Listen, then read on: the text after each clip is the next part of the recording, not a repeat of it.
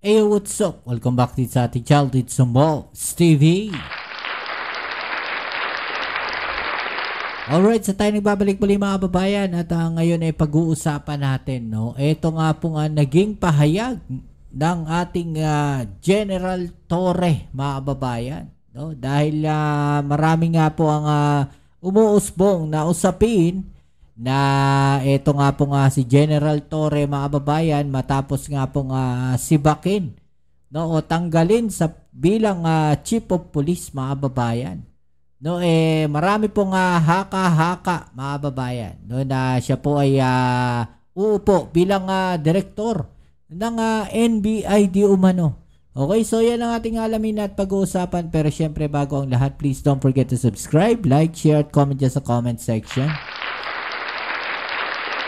Kung kayo ang tatanungin, mga kababayan, sang-ayon ba kayo na bigyan ng isa pang mas magandang posisyon etong si General Torre, mga kababayan, no, ng ating Pangulong Bongbong Marcos matapos nga po siyang tanggalin, no, bilang Chief PNP? Well, ako para sa akin, no, okay na okay po yan, mga kababayan. Bigyan natin ng isang magandang posisyon o pwesto, no, ito si General Torre, di ba, mga kababayan, dahil napakagaling naman kasi talaga, no, na Chief PNP ito si General Torre, mga kababayan. At kagaya nga po niyan, no, yung dating plano-plano lang na 911 na yan, nagawa na po yung quick response ng mga police, no, talaga namang nakikita natin ngayon, no, yung police visibility nakikita rin natin ngayon, no, napakalaki po, no, ng kanyang nagawa, no, pagdating po dyan sa pag-upgrade ng PNP, mga kababayan, sa kanilang mga responde. No, okay, so yan ang ating pag-uusapan ngayon. Pero, no, ito nga pag-uusapan natin, sinasabi nga po, no, ng ating General Torre, mga kababayan, na wala po siyang tampo, no, dito kay Pangulong Bongbong Marcos matapos po siyang tanggalin, no, sa pwesto bilang Chief PNP. Okay, so ito, panoorin natin yung balita na yan, mga kababayan. Okay, let's go. Magandang gabi po, Luzon, Visayas at Mindanao. Walang tampo sa Pangulo si Police General Nicolas Torre III matapos siyang sibakin bilang hepe ng PNP. Okay, so wala po siyang tampo, mga kababayan, hindi ho kagaya ng pinapakalat ng mga DDS, mga kababayan. Di ba? Kasi pinapalala nila yung sitwasyon, mga kababayan. Tuloy natin. Bulaanan din niya ang mga haka-haka na uupo siya bilang direktor ng National Bureau of Investigation. Okay. Tumanggi rin siyang sagutin kung tatanggap ng posisyon, lalo't wala naman anyang anunsyo.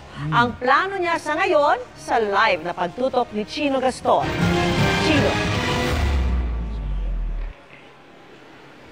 Mel, Emil, Vicky, humingi muna ng panahon si dating PNP Chief Nicolas Torre III para magnilay-nilay bago siya maglabas ng opisyal na pahayag ukol sa biglaang pagsibak sa kanya sa pwesto.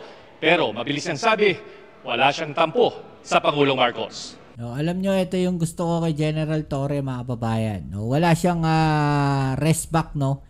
Pinag-iisipan niya muna yung kanyang mga sasabihin at talaga namang napakatalino.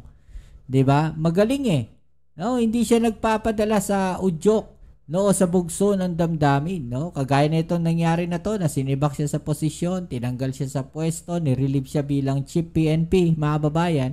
No, hindi siya agad naglabas ng kanyang saloobin o opinion. Hindi kagaya sa kabilang parlor, no. Konting kibot, to, ang dami nilang sinasabi laban sa gobyerno, laban sa administrasyon, laban sa Pangulong Bongbong Marcos. Ganyan sila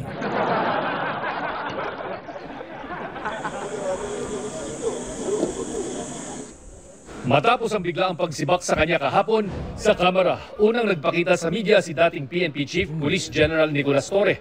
Nagpunta roon si Torre para bisitahin si ML Party List Representative Laila de Lima na ginugunita ang kanyang kaarawan ngayong araw.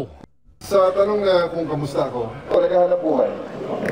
Ito malikot. So na-told that nagulat ka of your relief or you just over it? So many things were said in the past days by other people. I'm still composing my thoughts. I'm still composing my thoughts and I'll be making a statement in due time. Yan mga kababayan. Di ba? Well, so many things were said in the past days by other people. No, pakinggan nyo muna sila. I'm still composing my thoughts. I'm still composing my thoughts and I'll be making a statement in due time. No? Hindi siya basta nagsasalita mga babayan ng padalos-dalos. Diba? Pinag-aaralan niya muna maigi yung kanyang mga sinasabi. Yan yung nagustuhan ko dito kay General Torre. No, hindi siya basta-basta bumabanat. Diba? Hindi siya basta-basta nagsasalita. Hinahayaan niya muna yung iba. No? Sabihin ninyo kung ano yung gusto niyo sabihin. Basta ako, alam ko kung ano yung totoo at ano yung nararamdaman ko. Ganon si General Torre. Diba? Kaya saludo tayo dito eh. Napakagaling netong si General Torre talaga. Making a statement in due time. Sabi ni Torre, wala siyang tampo kay Pangulong Bongbong Marcos na nag-utos sa kanyang pagsibak at nagtalaga sa kapwa Ilocanong si Police Lieutenant General Jose Melencio Nartates bilang officer in charge ng PNP.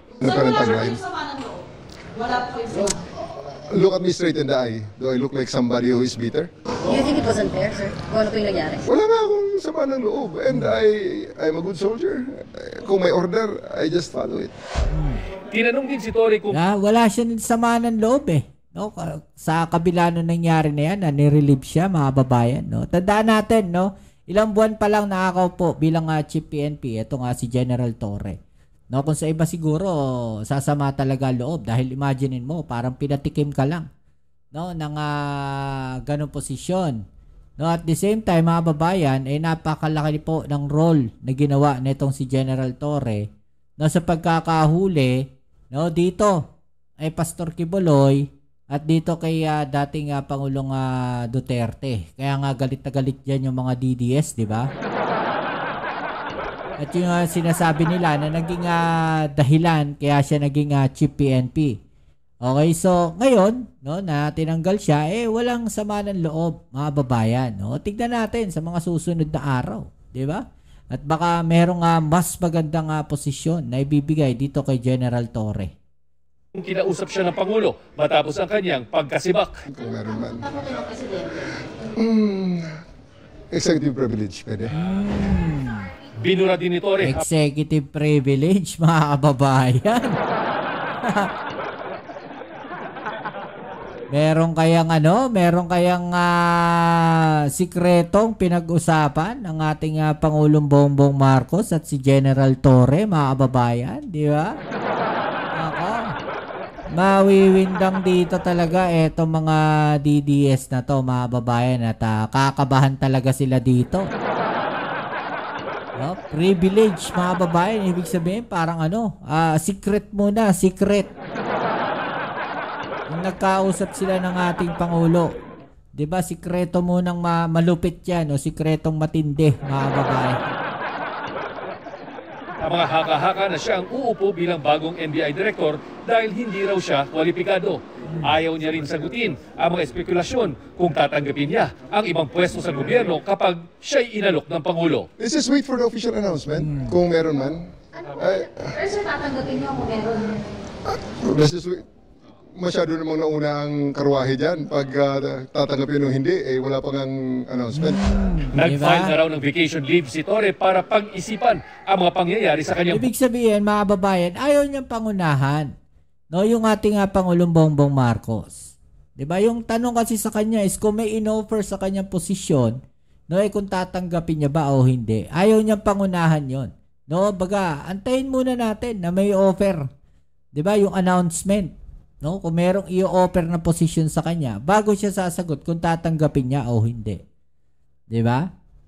Ang laki ng pagkakaiba, no, netong si General Torre sa iba, mga babayan. No, makikita natin kung gaano siya katalino, kung gaano siya agaling sumagot. 'Di ba? Pinag-aaralan niya maigi, pinag-iisipan niya maigi yung bawat salita na bibitawan niya. 'Di ba? Hindi siya sumasagot ng tapos o alanganin. Buhay Pero nananatili raw siyang nasa serbisyo at patuloy ang pagsuporta sa Administrasyong Marcos. I took a leave, which I will do. I think the second time in my career. For approval of the Chief PNP, and I'm planning to use the maximum leave authorized, yung my vacation leave, my service leave.